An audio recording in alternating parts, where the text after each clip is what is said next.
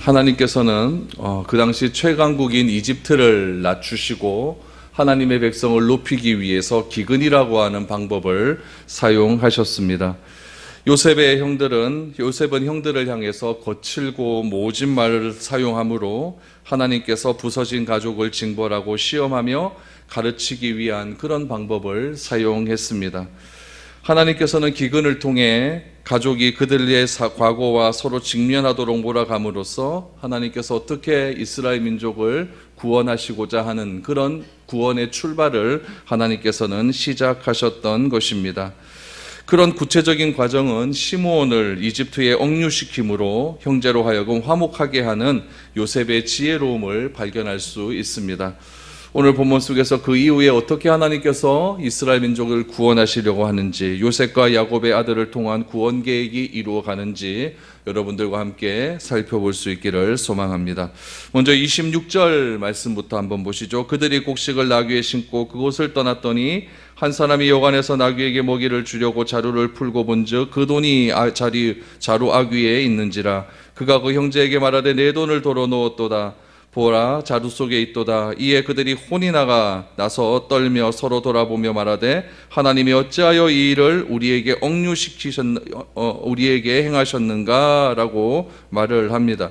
우리 25절 위의 말씀을 보시면 요셉이 시므온을 결박해서 이집트에 억류를 시켰습니다. 그리고 곡식을 사기 위해서 돈을 야곱의 아들들이 요셉에게 주었는데 그 돈을 다시 그 자루 속에 넣었다는 이야기죠. 그렇다면 이렇게 한 이유가 과연 어디 있을까 좀 생각을 해보아야 됩니다. 형들은 과거에 돈을 요셉의 생명보다 훨씬 더 귀하게 여겼던 적이 있습니다. 그래서 요셉에 대한 질투로 인해서 요셉을 이집트 상인에게 은 20에 팔았던 그런 적이 있었습니다. 그렇기 때문에 요셉은 형들이 돈에 대한 생각이 과연 어떻게 변했는지를 또 한번 알고 싶었던 것이죠. 그래서 시므온에 대한 형제를 시험을 하고 또 베냐민을 이집트로 데려오는 것을 통하여서 어떻게 이 형제들이 변화해 가고 있는가를 좀 더 구체적으로 알아보기를 원했던 것입니다. 그러면 조금 우리가 추측을 좀 해보면 베냐민이 어떻게 해서든지 야곱 아버지를 설득해서 데리고 올 수 있는 문제는 아니겠습니까? 그런데 만약에 이들이 진짜 요셉의 말처럼 범죄자로 이렇게 계속해서 모함이 될 경우에는 여러분 이집트에서 엄청난 시련이 기다리고 있을 것은 불보듯 뻔한 일이었습니다. 그럼에도 불구하고 요셉은 형들에게 이렇게 가혹한 시험을 내림을 통해서 보다 더 가족 간의 형제 간의 보다 더 새로운 관계를 정립하기 위한 그런 과정을 계속해서 요구하고 있었던 것입니다. 그럼 형들은 어떻습니까? 형들은 요셉의 시험을 전혀 알 리는 없었겠죠.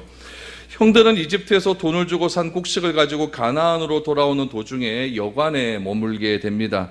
나귀에게 먹이를 주기 위해서 곡물자루를 풀어보자 거기서 돈이 나오기 시작한죠. 그리고 그들이 떨기 시작을 합니다. 왜냐하면 형들은 졸지에 도둑이 되고 말았던 것이죠. 그리고는 그들에서 입에서 나온 말이 굉장히 중요한 말이 한마디가 터져 나오게 됩니다.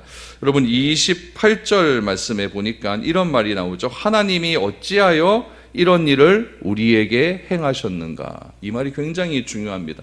형들 입에서 처음으로 하나님이라는 말이 나오기 시작을 합니다.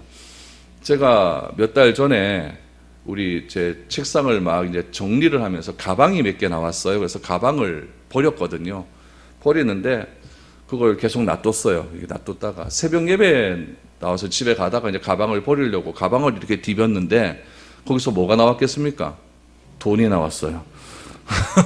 돈이 나왔어요. 돈이 나왔는데 봉투에 넣어 있는 돈인데 이 돈이 웬 돈인지 모르겠어요. 암만 생각해도 모르겠어요. 한 20만 원 들어있던데 암만 생각해도 모르겠어요. 이런 돈을 뭐라 그런지 아십니까? 꽁돈이라 그러죠. 그러면서 제가 터져 나오는 말이 뭐였는지 아세요? 오예. 여러분 같으면 안 그렇겠습니까?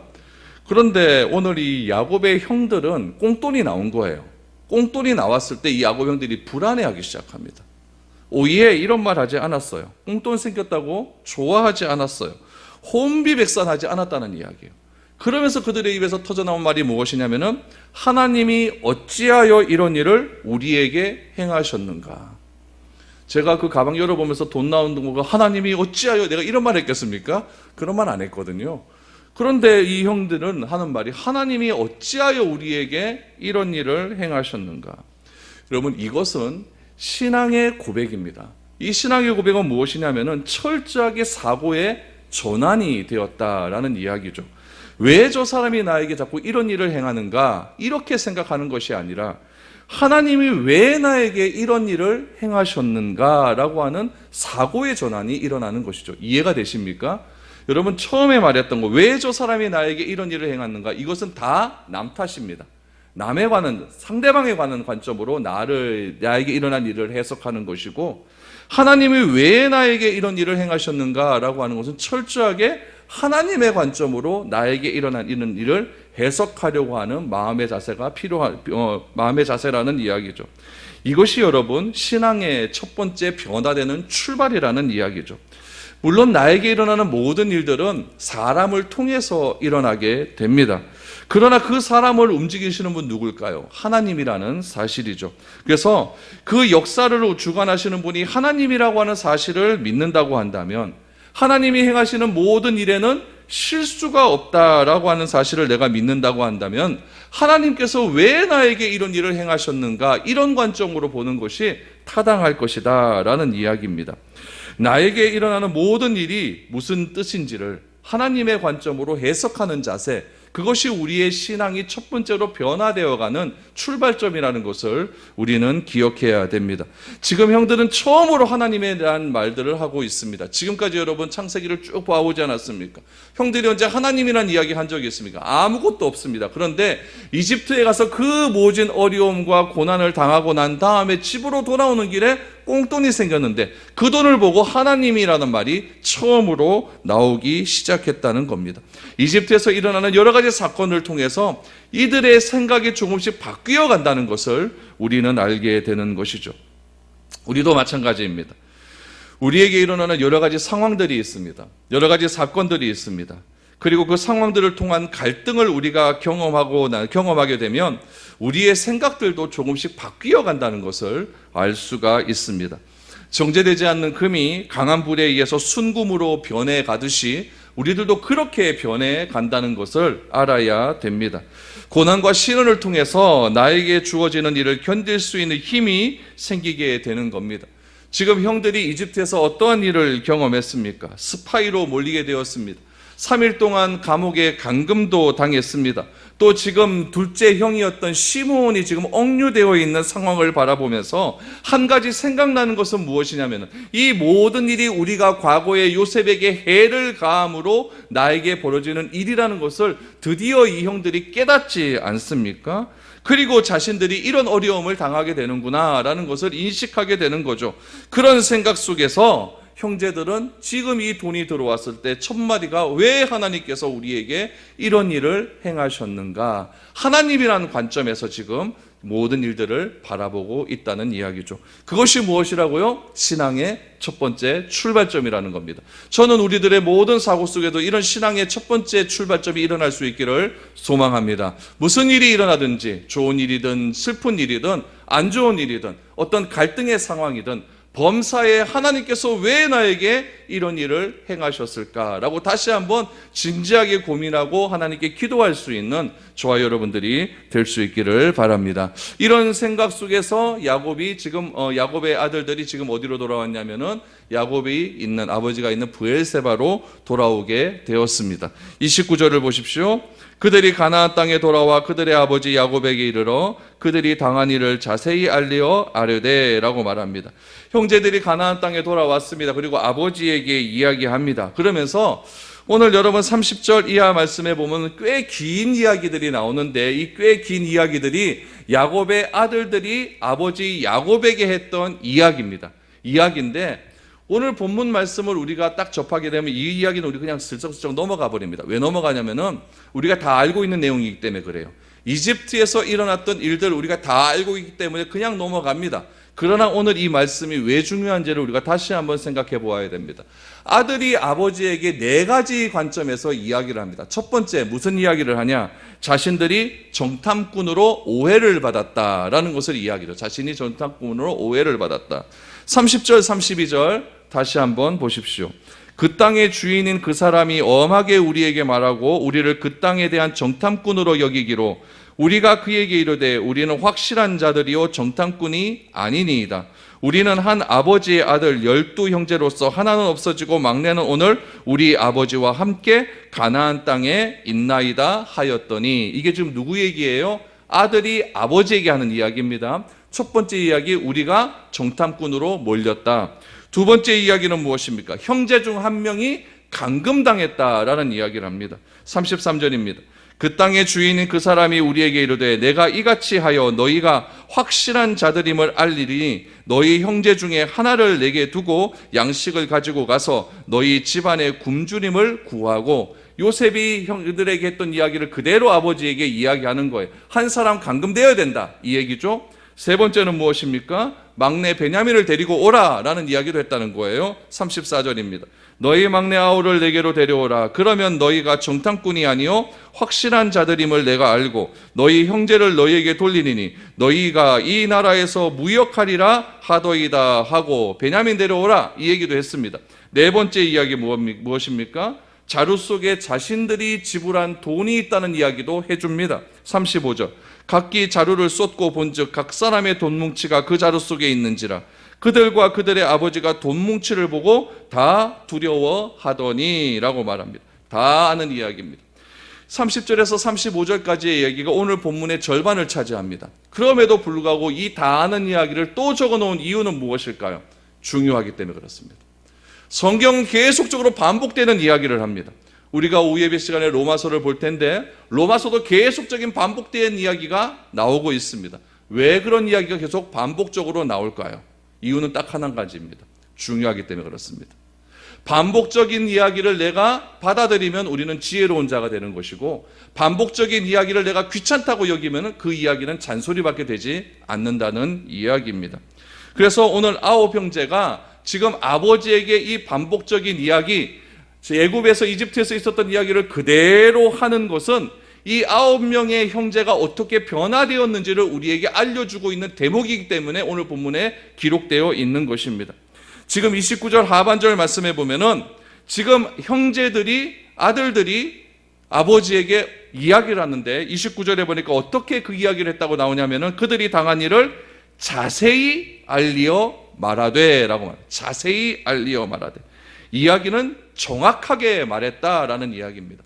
여러분, 자세히 알리어 아뢰되라고 하는 말은 이것이 형제들의 달라진 상황, 그 가족의 달라진 상황을 이야기하고 있는 겁니다. 지금 여러분, 지난 20년 동안의 야곱 집안의 상황이 어떠했다고 말씀을 드렸습니까? 짙은 어두움이 있었습니다. 단절된 대화가 있었습니다. 아버지와 아들 간의 대화는 거의 없었습니다. 누구 때문에? 요셉 때문에 그렇습니다. 굉장히 어둠이 있었고 가정의 모든 일들은 아들들이 해야 됨에도 불구하고 아버지가 직접 해서 지금 우리 집에 곡식이 하나도 없으니까 너희가 가서 이집트에 가서 물건을 곡식을 좀 사오라라고 말할 정도로 그렇게 대화가 단절된 그런 집안이었습니다. 아버지와 아들 간의 관계에 서먹함이 있었다는 이야기죠. 그런데 이집트에서 돌아와서 이집트에서 일어난 일들을 상세하게 말한다는 것은 그만큼 형제들이 변화되었다라는 이야기죠. 변화되지 않았다면 어떻게 얘기했겠습니까? 아버지 난리 났습니다. 그리고 끝이에요. 그냥 과정 얘기하지 않고 베냐민 데려오라 합디다. 그리고 끝이에요. 그런데 상세하게 하나씩 하나씩 이야기를 한다는 것은 형제들이 변화되었다라는 이야기죠. 다시 말하면 우리가 하나님을 믿는다라고 하는 것은 이제는 나 중심적으로 살아가는 그런 삶이 아니라 상대방을 배려하고 상대방에 대한 존중심이 커져간다는 것을 의미하는 것입니다.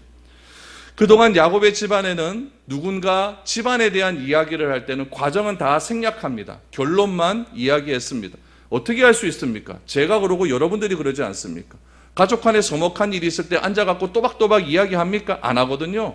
그냥 됐다 하고 넘어갈 때는 넘어가거나 아니면 말 안 하거나 아니면 결론만 이래 됐다 하고 그냥 끝나버리는 거죠. 그게 서먹한 가족 간의 대화입니다. 건성으로 이야기합니다. 상세한 이야기 안 합니다. 그러나 오늘 본문에서 9형제가 아버지 야곱에게 하는 말은 이집트에서 일어난 일을 너무나 자세하게 이야기하고 있다는 이야기입니다. 4가지 사건에 대해서 아버지 야곱이 궁금증이 없도록 정말 상세하게 이야기를 했다는 것을 우리는 알게 됩니다. 여러분, 저도 그렇고 여러분도 그렇고 여러분 우리들이 상대방을 대화하는 태도를 한번 보시면은 얼마나 우리가 상대방을 배려하지 못하고 무시했는지를 알게 됩니다. 여러분, 어떤 사람에게는 자세하게 이야기를 합니다. 그렇죠? 근데 어떤 사람에게는 대충 이야기를 합니다. 어떤 사람에게는 자세히 이야기하고 어떤 사람에게는 대충 이야기하는 이유는 무엇입니까? 자기 스스로 그 사람을 판단하기 때문에 그렇습니다. 철저하게 자기중심적인 생각입니다. 그러나 참된 신앙은 있는 그대로 빠지지 않고 자세하게 이야기해 줍니다. 이것이 바로 신앙입니다. 저도 좀 그런 경향이 있어요. 저도 이야기를 이렇게 하면은 저는 뭐 대충 이야기 들으면 대충 알거든요. 그럼 결론만 이야기해 주면 되는데, 과정이 깁니다. 그 결론까지 이르기 위한 과정이 얼마나 긴지 모릅니다. 그럼 제 마음속에 조금씩 짜증이 나기 시작합니다. 짜증이 슬슬 올라와요. 다 알아듣는데 그 과정의 이야기가 길어지면은 좀 짧게 이야기하면 좋겠다라고 하는 그런 생각이 많이 듭니다. 그러나 여러분, 저나 여러분들이나 성령 충만하면 어떻습니까? 다 들어줍니다. 묻는 대로 다 대답해 줍니다. 여러분, 이것이 사람이 변화되는 겁니다. 예수 믿고 변화된다는 것이 뭐 다른 것이겠습니까? 하나님을 대하는 태도가 우리가 어떻게 바뀌어가고 사람을 대한 태도가 우리가 어떻게 바뀌어가는 것, 그것이 여러분 예수 믿고 변화되는 우리의 삶이 아니겠습니까? 기도 많이 합니다. 성경 많이 읽습니다. 예배 잘 드리는데 사람을 대하는 태도에서 자꾸 문제가 생기면 이것을 어떻게 우리가 신앙심이라고 말을 할 수가 있겠습니까? 참된 믿음은 무엇입니까? 하나님에 대한 태도입니다. 참된 믿음은 무엇입니까? 사람에 대한 태도입니다. 이것을 예수님은 어떻게 설명하셨습니까? 하나님 사랑, 이웃 사랑으로 설명을 해 주셨습니다. 과거의 야곱의 집안은 어떠했습니까? 대화가 단절된 집안이었습니다. 집만으로만 들어가도 뭔가 무거운 느낌이 확 들어오는 그런 집안이었습니다. 그런데 야곱의 아들들이 이집트에 갔다 온 이후로 달라지기 시작을 한 겁니다. 하나님이라는 말이 그들의 입에서 터져나오기 시작을 했었고, 그렇게 단절되었던 20년간 말 한마디 제대로 하지 못했던 아버지에게 상세하게 그동안 있었던 일들을 이야기하기 시작을 합니다. 그런데 문제는 무엇입니까? 아버지 야곱이 문제입니다. 이 아버지 야곱에게서 두 가지의 문제점이 발생하기 시작을 합니다. 그 두 가지 문제점이 오늘 본문 36절에 나와 있습니다. 36절을 보십시오.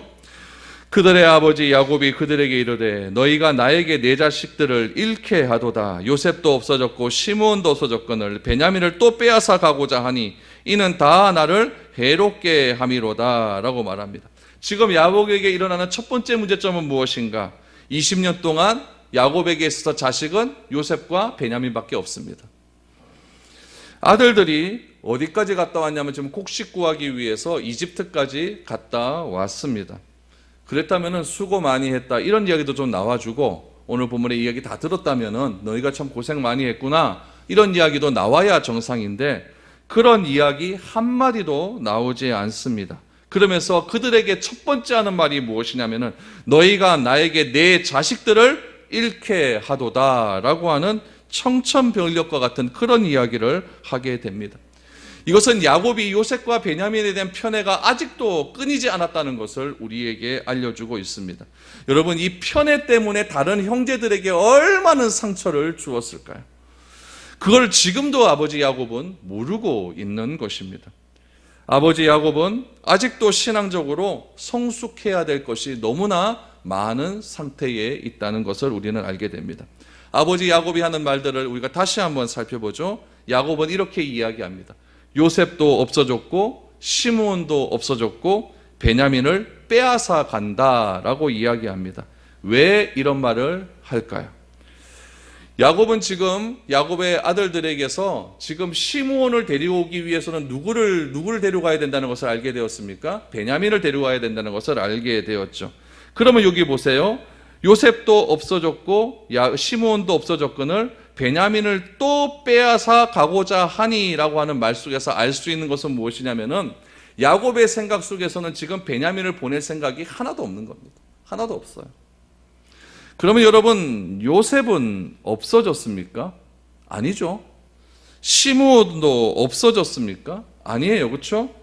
그런 관점에서 보니까 시므온도 없는 것이고 베냐민은 빼앗아 간다고 하는 것이고 요셉은 없는 것이라고 생각을 하는 것입니다. 여러분, 사람들은 어떻게 생각을 하냐면 내 눈앞에 보이지 않으면 없는 거라고 생각을 합니다. 그러니까 야곱의 눈에 지금 요셉이 없으니까 없어졌다라고 말하지 않습니까? 야곱의 눈에 지금 시므온이 없으니까 시므온도 없어졌다라고 말하지 않습니까? 베냐민은 내 눈앞에 있는데 그것을 시므온 때문에 데리고 가야 되니까 빼앗아 간다라고 이야기하지 않습니까? 여기서 알 수 있는 것은 내 눈에 보이지 않는다고 해서 없는 것은 아니라는 이야기입니다. 내 눈에 보이지 않는다고 해서 하나님의 존재가 없습니까? 그건 아니잖아요. 내 눈에 보이지 않는다고 해서 이 공기가 없습니까? 그건 아니지 않습니까? 죽음도 마찬가지입니다. 우리가 죽는다고 사라집니까? 아니잖아요. 죽음 위에 더 영원한 세상이 우리에게 보장되어 있는 것 아니겠습니까? 영생은 무엇입니까? 영생을 믿는다는 것은 이 단계를 넘어간다는 것을 의미합니다. 내 눈에 보이지 않는다고 할지라도 실제로 존재하는 것이 있다라는 것을 믿는 것, 그것이 우리의 신앙의 성숙함이라는 것을 우리는 알게 됩니다. 그러나 야곱은 아직까지 그런 신앙의 성숙함이 보이지 않습니다. 내 눈에 없으니까 요셉도 없고 시므온도 없고 베냐민은 빼앗아 간다라고 이야기합니다. 이렇게 말하고 두 번째 야곱의 문제, 다 자신을 해롭게 한다. 다 자신을 해롭게 한다. 여러분, 정확하게 말하면 이것은 어떤 관점에서 봐야 되냐면은 하나님께서 정확하게 하나님의 일을 한 걸음 한 걸음 해가는 과정입니다. 그래야만 이 사람들이 이집트로 들어가서 출애굽해서 가나안 땅으로 갈 수 있기 때문에 그렇죠. 그런데 야곱은 철저하게 자기중심적으로 생각을 하는 거죠. 이게 죄인의 실상이에요. 다 나를 해롭게 한다. 나에게 일어난 일은 다 나 어렵게 하는 일들밖에 없다. 나만 힘들다. 나만 괴롭다. 이런 말도 우리가 너무 많이 하지 않습니까? 야곱도 마찬가지다. 다 나를 해롭게 한다. 다 나를 해롭게 한다. 우리가 조금 이해해야 될 부분도 있습니다. 야곱에게도 상처가 있겠죠. 그렇죠? 야곱에도 상처가 있고 아버지로부터 편애를 받았기 때문에 야곱의 삶이 얼마나 고달프고 힘든 삶을 살아왔습니까? 야곱의 상처도 이해가 됩니다. 그러나 그 상처가 변명거리는 될 수가 없는 것이죠. 야곱의 생각처럼 베냐민과 아들들을 다시 이집트로 보내지 않는다고 한다면 누가 죽는 거예요? 시므온이 죽는 거예요. 그러면 야곱이 베냐민을 보내지 않음을 통해서 지금 야곱과 야곱의 형제들이 다 야곱의 아들들이 있고 그 뒤에 보면은 가족들이 다 앉아 있을 것 아닙니까? 그렇죠? 지금 뭐 자기의 남편들이 멀리 출장 갔다가 돌아왔으면은 지금 그 가족들 와이프하고 자식들이 다 앉아 있을 것 아닙니까? 이 야곱의 말을 듣고 제일 속 터지는 사람은 누구의 가족들일까요? 시므온의 가족입니다. 할아버지는 우리는 생각도 안 하시는구나. 할아버지는 우리 아버지를 아들로 여기지도 않는구나. 우리 시아버지는 내 남편을 아들로 여기지도 않는구나. 우리 시아버지 눈에는 오로지 베냐민밖에 없구나. 시므온의 가족들은 더 깊은 상처 속으로 들어가고 있다는 이야기입니다. 9명의 아들들은 그래도 하나님이라고 하는 말이 나왔고 사건의 심각성을 알고 있는데 이 사건의 심각성을 알려주기 위해서 대화의 단절이 되었던 아버지에게 이렇게 상세한 이야기를 해 주었음에도 불구하고 아버지 야곱은 조금도 변화되지 않는 모습을 보이고 있는 것입니다. 이런 상황 속에서 아들의 마음속에는 더 큰 아픔과 더 큰 아버지에 대한 감정과 더 깊은 골들이 쌓여져 갈 수밖에 없다는 이야기죠. 우리가 바른 상황과 사건을 해석하지 못하면은 모든 상황이 나에게 해가 되는 것 같은 느낌을 받을 때가 있습니다. 이것을 여러분 요즘 보면 피해망상증이라고 하는 그런 말로도 쓸 수가 있겠죠. 나에게 어떤 사람이 어떤 이야기를 하면, 그래서 나에게 다가오면, 나에게 어떤 부탁을 하게 되면 왜 나에게 이렇게 잘해주지? 왜 나에게 이렇게 관심을 갖지? 왜 나에게 이런 이야기를 하지? 라고 하면서 의심부터 합니다. 나에게 손해를 끼치는 사람으로 보입니다. 그러나 우리가 하나님을 알고 믿음을 가지게 되면 내가 도울 기회를 주신 하나님께 늘 언제나 감사하는 삶을 살아야 됩니다. 왜 나는 평생 남을 도우며 살아가야 할까요? 여러분, 다르게 생각해 보면은 평생 남에게 손 안 벌리고 살아가 계신 하나님께 감사할 수도 있어야 되는 겁니다. 내가 빚지지 않고 베풀 수 있는 사람, 내가 도움을 청하지 않고 베풀 수 있는 사람이 되는 것은 내 능력이 아니라 하나님의 은혜로만 가능하다는 것을 우리는 꼭 기억해야 됩니다.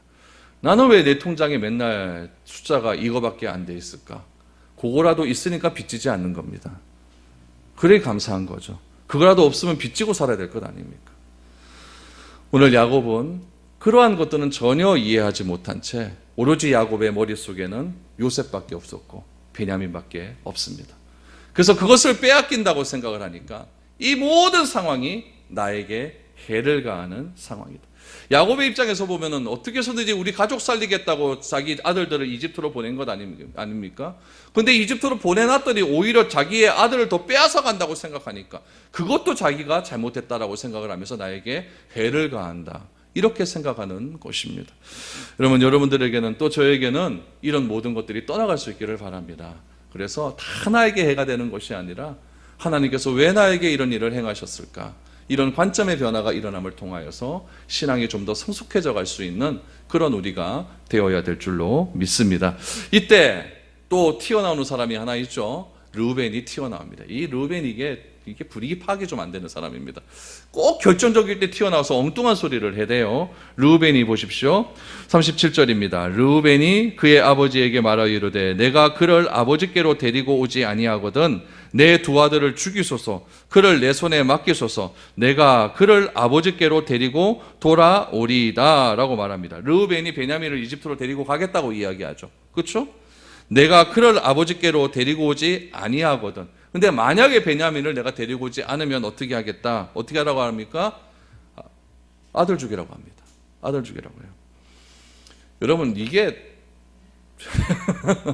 사사기에 보면은 입다가 암몬과의 전쟁을 하면서 서원 하나 하지 않습니까? 어떻게 서원합니까? 자신이 전쟁에 나가서 승리를 거두면은 제일 먼저 자기를 맞아주는 사람을 하나님께 번제물로 바치겠다라고 말을 합니다. 근데 그 당시의 상황으로 보면은 그게 그도 이해가 되는 겁니다. 왜냐하면은 그 당시에 유대의 그런 가옥 구조가 어떠냐면은 우리는 그 촌에 이렇게 가보면은 가옥 구조가 여기는 가축들이 사는 방, 집 마구간이 있고 또 사람 사는 집하고 떨어져서 우리 사람 사는 집이 있지 않습니까? 그런데 그 당시에 유대의 가옥 구조는 어떠냐면은 문이 하나예요. 그 문으로 사람도 들어가고 가축도 들어갑니다. 그래 들어가서 왼쪽에는 가축들이 사는 그런 방이 있고 오른쪽에 이제 사람이 사는 방이 있죠. 그러니까 입다의 생각에는 이런 생각이 있죠. 우리 집에 들어가면 누가 제일 먼저 나 반겨줍니까? 강아지가 반겨주니까 여기도 가축이 먼저 나오지 않을까 이런 생각 충분히 그럴 수가 있는 거죠. 근데 누가 나와요? 딸이 나오니까 딸이 나와버리니까 딸도 잃고 말게 되는 것이죠. 사람이 함부로 소원한 일이 아니라는 것을 알게 되죠. 함부로 약속할 일도 아닙니다. 사람의 목숨을 가지고 함부로 이야기해서는 안 되는 겁니다. 르우벤은 어떻습니까? 결정적일 때 실수를 하죠. 여러분, 르우벤이 야곱의 12아들 중에서 장자 아닙니까? 첫째요, 첫째. 첫째가 결정적일 때 자꾸 실수를 해요. 그래버리면 그 동생들에게 인정을 못 받습니다. 인정을 못 받고 또 하나 뭐냐면은 그 형이 말을 하는 그 말 속에 권위가 다 떨어져 버립니다. 그렇기 때문에 이 장남은 장남으로서 어느 정도 책임을 갖고 이야기를 해야 되는 거예요. 오늘 장남이 먼저 아버지가 자꾸 이상하게 나가버리니까 뭐 장남이 먼저 나와가지고 아버지에게 말을 할 수가 있겠죠. 그런데 이런 식으로 말을 하면 안 됩니다. 아버지 내가 베냐민 데려가서 시므온 살려올게요. 근데 만약 못 살려오면 내 아들 죽여보 있어. 이게 뭐 하는 이야기입니까? 이러니까 장자 노릇도 못하고 형 대접도 못 받는 것입니다. 그러자 야곱이 뭐라고 대답을 합니까? 39절을 보십시오. 야곱이 이르되 내 아들은 너희와 함께 내려가지 못하리니 그의 형은 죽고 그만 남았습니다. 만일 너희가 가는 길에서 재난이 그에게 미치면 너희가 내 흰머리를 슬퍼하며 스올로 내려가게 함이 되리라 라고 말합니다. 여기서 야곱이 내 아들이라고 표현. 내 아들은 누구일까요? 베냐민입니다. 너희가 절대로 베냐민 못 데려간다. 여러분, 이 말을 듣는 레위, 르우벤의 자식들은 더 또 짜증나는 거예요. 이거 뭔가?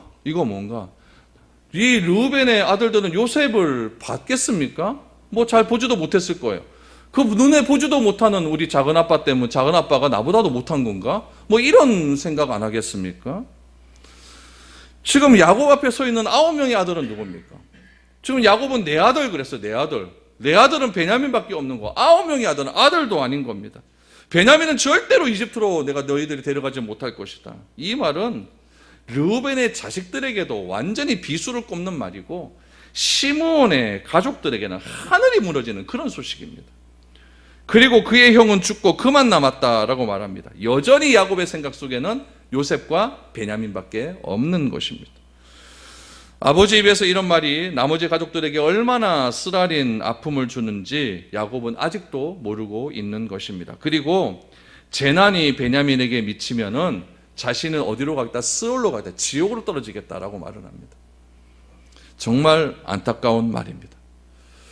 야곱을 우리가 믿음의 조상이라고 이야기합니다. 야곱을 위대한 신앙의 길을 걸어가고 있는 사람이라고 말을 합니다. 신앙의 길을 걸어가고 믿음의 조상이라고 말은 하고 있지만 지금까지 본 야곱의 모습은 여전히 인간적인 모습이고 여전히 편애하는 모습이고 우리와 똑같은 모습을 우리는 야곱의 삶들 속에서 발견할 수 있습니다. 우리는 어떻습니까? 우리는 하루아침에 변합니까? 오늘 내가 예수 믿고 여러분 오늘 예배 딱 드리고 오늘 또 뭐 은혜 받았어. 그러면 여러분 그 다음 날부터 완전히 바뀝니까? 아니에요. 안 변합니다. 그런데 중요한 것은 무엇이냐면은 지난주에 말씀드린 바와 같이 형제들이 요셉을 향한 마음은 변했습니다. 우리가 요셉에게 범죄했기 때문에 나에게 이런 일이 생기는구나 라고 하는 자기 반성의 모습이 보여지기 시작을 합니다. 여러분 요셉에게 범죄했다고 하는 사실을 인정함, 그 인정함을 통해서 이 야곱의 가정이 조금씩 회복되기 시작을 했고 형들이 하나님을 찾는 것에서 가정의 회복은 지금 조금씩 일어나고 있는 겁니다. 그런데 왜 아버지 야곱은 아직도 변화되지 않고 있을까요? 왜 야곱의 교정 속에서 자꾸만 이런 일들만 일어나고 있을까요? 기근이라고 하는 엄청난 재난 속에서 왜 야곱의 가족과 요셉을 이집트에서 상봉하도록 하나님께서 허락을 하셨을까요? 이것은 야곱과 12아들과 요셉의 이야기가 아니기 때문에 그렇습니다. 이것은 무엇을 말하고자 하는 하나님의 이야기일까요? 이 이야기는 결국에는 하나님께서 이스라엘이라고 하는 한 나라를 하나님께서 세우시기를 원하시는 것이고 이 이스라엘이라고 하는 나라를 세우기 위해서는 기초가 필요한데 그 기초가 12명의 아들이 되어야 되기 때문에 지금 하나님께서 자꾸 가족을 이렇게 이끌어가고 있다는 이야기입니다. 하나님의 백성으로 만들어가는 하나님의 계획의 일부이라는 사실을 우리는 기억해야 됩니다. 여러분 이 사건은 12지파의 문제이고 이스라엘의 문제이고 앞으로 다가올 예수 그리스도의 문제이고 온 인류를 구원하기 위한 하나님의 엄청난 계획과 연결이 되어 있다고 보지 않는 이상 이거는 그냥 한 가족의 엉망진창인 이야기로밖에 우리가 해석이 되지 않습니다. 이런 삶을 우리가 어떻게 야곱과 같은 여러분 강력한 그런 삶을 살도록 우리도 그렇게 해주십시오라고 말할 수가 있겠습니까? 우리도 야곱 같은 믿음을 살게 가졌게 해주십시오. 그러면 여러분 과거에 야곱이 저질렀던 이런 것들 우리도 다 저질러도 된다는 얘기입니까? 그건 아니죠. 이런 야곱의 잘못된 선택들이 있었지만은 이런 잘못된 선택 속에서도 하나님께서는 반드시 그 잘못된 것을 선으로 바꾸어 주시어서 하나님의 완대하신 구원의 계획 그것으로 이끌어 가시는 선하신 하나님을 우리는 발견할 수 있어야 된다는 이야기죠. 혹 여러분들이 살면서 실수할 수 있습니다. 잘못된 선택할 수가 있죠. 그러나 하나님의 계획은 반드시 선하기 때문에 하나님은 반드시 선하신 분이기 때문에 나의 잘못된 선택조차도 뒤집어 엎으셔서 반드시 하나님의 선한 길을 우리를 끌어가신다고 하는 그런 믿음이 없으면은 오늘 이 사건도 나에게 잘못되는 여러 가지 사건도 다 그냥 뒤죽박죽이 될 수밖에 없다는 이야기입니다. 따라서 한 가족 안에서 벌어지는 이와 갈등과 상처와 아픔을 보고 장차 일어날 거대한 역사를 우리는 기대하면서 이 말씀을 읽어야 된다는 거예요. 그런데 우리가 하나님의 역사를 알면 얼마나 알겠습니까? 하나님의 구원의 계획을 알면 얼마나 알겠습니까? 그러나 하나님께서는 이런 일들을 통하여서 구원에 대한 거대한 물줄기를 지금 트고 계신다는 이야기죠. 아브라함을 통해서, 이삭을 통해서, 야곱을 통해서, 그리고 요셉을 통해서 하나님의 거대한 구원의 물줄기는 조금씩 커져가고 있다는 것을 우리는 기억해야 됩니다. 따라서 우리가 알 수 없는 하나님의 섭리가 있다는 것을 이 야곱의 가족의 이야기들, 또 요셉과 그 형제들의 이야기들을 통해서 우리가 조금씩 알아가는데 그 목적을 가져야 된다는 이야기입니다. 그러면 여러분, 하나님의 이 거대한 구원의 대하드라마에 내가 조연이라도 하나님의 구원의 대하드라마의 끄트머리라도 잡을 수가 있다면 우리는 이렇게 기도해야 됩니다. 하나님, 그 구원의 원대한 역사 속에 나를 절대 버리지 마시옵소서. 그 끄트머리라도 내가 쫓아다니기를 원합니다. 내가 지금 하고 있는 그 일을 통해서 하나님의 구원의 대하드라마에 내가 조금이라도 도움이 될 수 있기를 소망합니다. 그것이 진짜 하나님이 원하시는, 하나님이 기뻐하시는 내가 삶을 살아가야 되는 가장 중대한 이유가 아니겠습니까? 내가 돈을 많이 버는 그런 직위에 있고 내가 돈을 조금 버는 그런 직위에, 그게 중요한 게 아니에요. 그게 중요한 게 아니에요. 내가 어느 자리에 있든지 하나님의 구원의 역사 속에서 내가 그 길을 조금씩이라도 내가 닮아가고 있다면 그것이 가장 성공된 인생임을 여러분 꼭 기억할 수 있기를 바랍니다. 절대 흔들리지 마십시오. 세상 속에 흔들리지 마십시오. 코로나 때문에 흔들리지도 마십시오. 그래야 코로나 때문에 절망하는 사람들에게 내가 다가갈 수가 있는 겁니다. 저는 이 거대한 하나님의 구원의 경륜을 우리가 깨닫고 한 주간도 힘을 내어 살아갈 수 있기를 소망합니다. 이 놀라운 하나님의 은혜를 삶의 열매로 드러낼 수 있기를 소망합니다. 누군가 여러분들의 삶에 대한 이야기를 묻는다고 한다면 소상히 이야기해 주십시오. 내가 왜 그렇게 행동을 했는지 자세하게 이야기해 주십시오. 그래서 사람들과 대화가 달라지게 하시고 형제자매와 부모와의 대화가 달라지게 하여 주시어서 여러분, 하나님의 백성으로서 하나님을 대하는 태도와 사람을 대하는 태도가 변화되어 갈 수 있는 그런 우리가 되어야 될 줄로 믿습니다. 오늘 말씀의 핵심이 바로 이겁니다. 우리의 구원의 첫 번째 출발점, 우리가 달라지는 첫 번째 출발점은 바로 모든 일은 하나님께서 하신다. 하나님께서 하신다. 그래서 내가 하나님에 대한 태도와 사람을 대하는 태도를 변해 가야겠다. 이런 믿음으로 한 주간 충성하며 살아갈 수 있는 저와 여러분 될 수 있기를 축복드립니다.